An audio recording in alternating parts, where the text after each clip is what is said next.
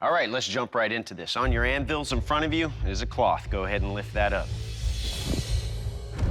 That is a massive chunk of steel. More than enough steel to make a knife.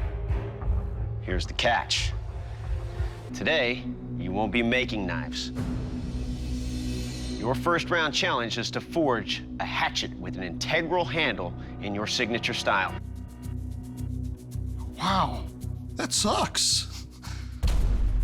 Your 3-hour forge time starts now. Here we go. All right.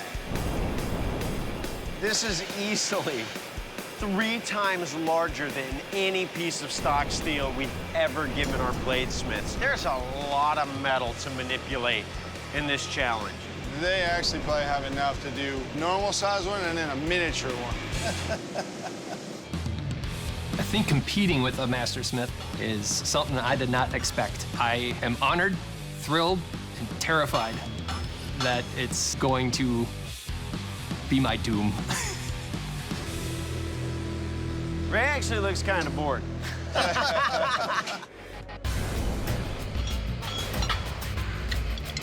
I'm not focusing the way I need to be. I'm feeling drained. Uh-oh. That'll happen. Hope he's doing all right. I'm having trouble breathing. So Adlai, stepping out of the forge, this is definitely a concern. Time does not stop. I'm finally getting this thing drawn out to an edge. I think that the design that I made will look pretty stupid if I don't accentuate the fact that the kind of hatchet I'm making has a cleaver twist to it. Jason, he has actually used a drift to put a hole through his axe head in the same way that you would see like a cartoon cleaver. Here's the discussion. Is that a hatchet? If you need to pull out, let's pull out, okay? Let's do it. I want to finish this. He's driving out the bottom All right. section. All right. He's back. I don't want to go back to a desk job. I want to prove to myself that this is what I'm meant to do. Over 20 minutes, Adlai had to step off the forge floor. That's what it took for him to recover. The best I could do is to go back in with the time I've got left and just keep going. There's no quit. You've got Ray, who has 30 years of blade-making experience. 2 anvils away, you have Steven, who has 3 years. I'm 19, I've only had 3 years, but I'm showing them that I can get it done. I'm moving along quite nicely. I got what I want, the basic shape I want. I'm about to go grinding soon. Bladesmiths, you have just 60 minutes remaining to finish your hatchets. Ray just quenched his hatchet. Ray, so far in front of everybody else, they can't even look at him anymore. If you look up hatchet in the dictionary, there's Ray holding his up. I'm leaving a little character on this hatchet because it is a woodsman's axe. Most of those axes weren't real shiny, you know, like you see an axe today. I'm 69 years old, and I don't think there's anything wrong with things looking a little bit older than what they are. I'm pretty much done in mine. Adlai working feverishly to catch up to his competitors. I'm not really focused on what anybody else is doing. I'm kind of keeping my eyes on my own plate. He's gonna put a twist in the handle. How cool is that? This should be really interesting. 10 minutes, bladesmiths! Woo! Hell yeah, let's do it. But I just gotta drill my holes in heat treat now. I absolutely do not like the angle of his handle. That's gonna be bad for him. A handle can be so awkward that we cannot test it. Yes. You don't have leverage. A hatchet is a tool made to divide material. But if you put that kind of handle on there, it's not gonna do that.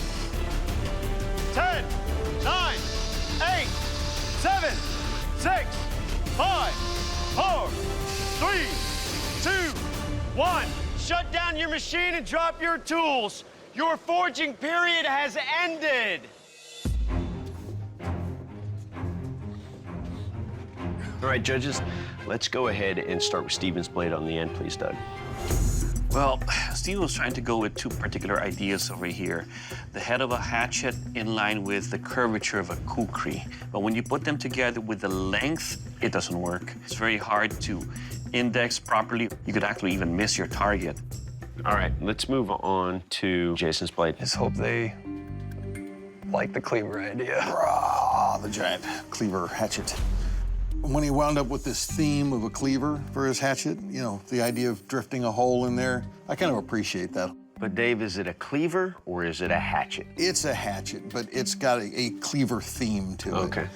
I think he did a nice job. Again, different design, but a nice job. All right, let's move on to Ray's blade. I looked over at yours. I'm like, did he melt that down and cast it? What the hell? That's 30 years of experience.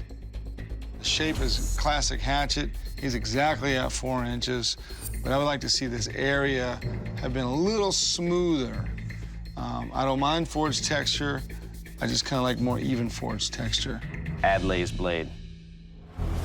By mistake, Adelaide created an Egyptian axe here, but the reason they work is it's counterbalanced by a large handle, large shaft. This doesn't have that. So, I mean, holding it out at arm's length, it just turns in your hand. There's so much weight in this tip. So that is a real problem. But if he put a large handle on it and then chop that much of it off, it would become functional at that point. I don't know if he'd have enough time to do it well.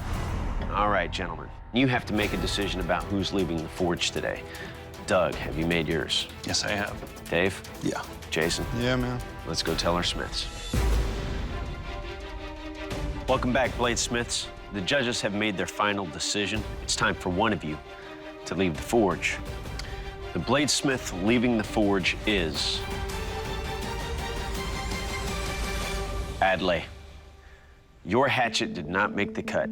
Dave will explain. Adelaide, I appreciate the design that you came up with, but somewhere along the way, you lost control of that design. The construction of your blade put all that weight so far forward in the head that it's just unwieldy, and that's why we're letting you go. Please surrender your weapon. I'm disappointed. I may not be a Forged in Fire champion, but I am still a winner. I feel like I have accomplished what I came here to do. I didn't win, but I've proven to myself that I can do this no matter what setbacks might come.